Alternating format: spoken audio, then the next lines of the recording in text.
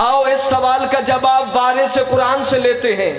मौला अली से पूछा गया, अली बादशाह फरमाते हैं तुम कौन सा शिर्क समझ रहे हो? मौला फरमाते हैं ये वो शिर्क नहीं है, अल्लाह तुशरिक भी विलायत आले मोहम्मदिन। अल्लाह फरमा रहा है इब्राहीम आले मोहम्मद की विलायत के मुकाबले में किसी को शरीक ना बनाना। वाह वाह वाह वाह वाह वाह, सुभान अल्लाह। इब्राहीम शिर्क ना करना, पहली शर्त क्या है? शिर्क ना करना। अब दूसरी शर्त है कि वत्ताहिर बैतया लित्ताइफीना, मेरे घर को साफ सुथरा रखना। अल्लाह हज़रत इब्राहीम अलैहिस्सलाम से फरमा रहे मेरे घर को साफ सुथरा रखना। किसके लिए? वत्ताइफीना, तवाफ करने वालों के लिए, बल कायमीना, कयाम करने वालों के लिए। तवाफ तो हर कोई करता है, कयाम कौन कौन करता है काबे के अंदर? सरगोशी तो नहीं कर रहा। इस मरकजी इज्तिमा में तुम्हें जिम्मेदार समझ के बबांगे दोहल मजमे में बात कर रहा हूं। सरगोशी वो होती है जो किसी के कान में छुप कर बात की जाए। मैं लाउड स्पीकर पे कह रहा हूं, जाओ शर्क से गर्ब तक, गर्ब से शर्क तक, इल्म के दिए जलाओ, चिराग रोशन करो, ढूंढो कोई एक नबी दिखाओ जिसने काबे में कयाम किया हो, और कोई एक रसूल दिखाओ जिसने काबे में कयाम किया हो। जब तुम ढूंढ ढूंढ कर थक जाओ, शिया मिंबर पे आ जाना, तुम्हारा बाजू पकड़ के ले जाऊंगा काबे में। एक दिन का कयाम नहीं, 4 रातों का कयाम अली की मां फातिमा बिनते असद का दिखाऊंगा।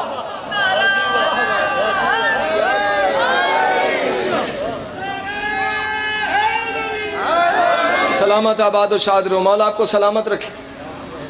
ताहिर बैतया, मेरे घर को पाक और पाकीज़ा रखना। ओ भाई अब ये कुरान की आयत है, मैं रिवायत तो नहीं पढ़ रहा।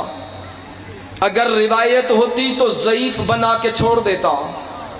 मेरी मजबूरी है, कुरान की जो आयत है कि बत्ताहिरा बैती, मेरे घर को पाक और पाकीज़ा रखना। जो हजरात चुप हैं वो मुझे बताएं घर को साफ सुथरा किस तरह से किया जाता है? बिल्कुल ठीक फरमा रहे हैं आप, स्पीकर से जो दूर बैठे हुए हैं। 2 तरीके हैं। पहला तरीका यह है झाड़ू से। इत्तेफाक करते हो? अबे घर को जब साफ किया जाता है तो या झाड़ू से या कपड़े से। कोई तीसरा तरीका है तो मेरे इल्म में इजाफा कर दो। ये 2 ही तरीके हैं ना कि घर को या झाड़ू से साफ किया जाता है या कपड़े से।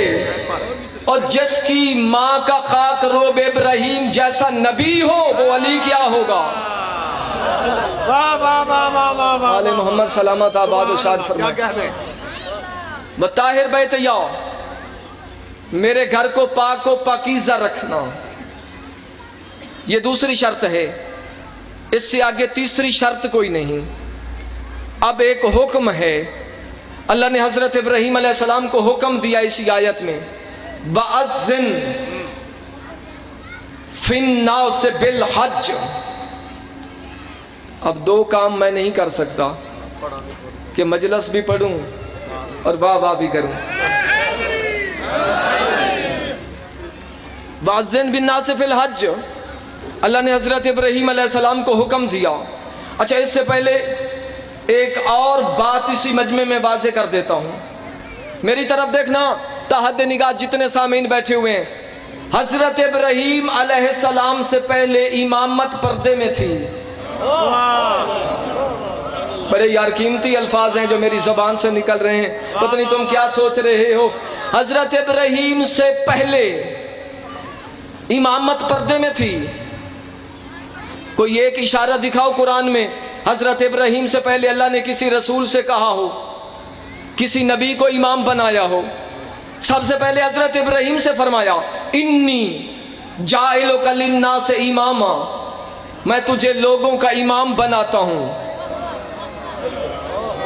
اور حضرت ابراہیم علیہ السلام امام ہیں اپنے زمانے کے انسانوں کے، لیکن حضرت ابراہیم اپنے زمانے کے جو انسانوں کے امام ہیں وہ جزوی امام ہیں،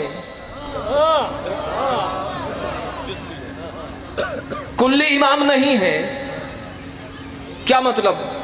حضرت ابراہیم فقط زمانے کے انسانوں کے امام ہیں، درندوں کے امام نہیں، پرندوں کے امام نہیں، جنوں کے امام نہیں، فرشتوں کے امام نہیں، کیونکہ جزوی امام ہیں۔ علی اور علی کے بیٹے کلی امام ہیں۔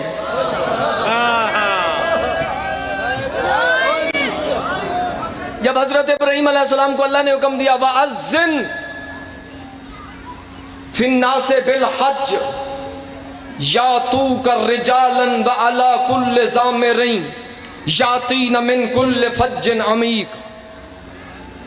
صابر حسین، آیتیں ہر کوئی پڑھتا ہے، مجھے یہ توقع نہیں ہے کہ میں اپنے گھر میں پڑھوں اور لوگ میری بات کی بے تکی کریں اور بات تمہارے سر سے گزر جائے۔ اللہ فرما رہا ہے کہ جب تو لوگوں کو حج کے لیے بلائے گا، ابراہیم علیہ السلام سے اللہ فرمائے لوگوں کو بلاؤ حج کی طرف، جب تو لوگوں کو بلائے گا تو لوگ تیرے پاس آئیں گے۔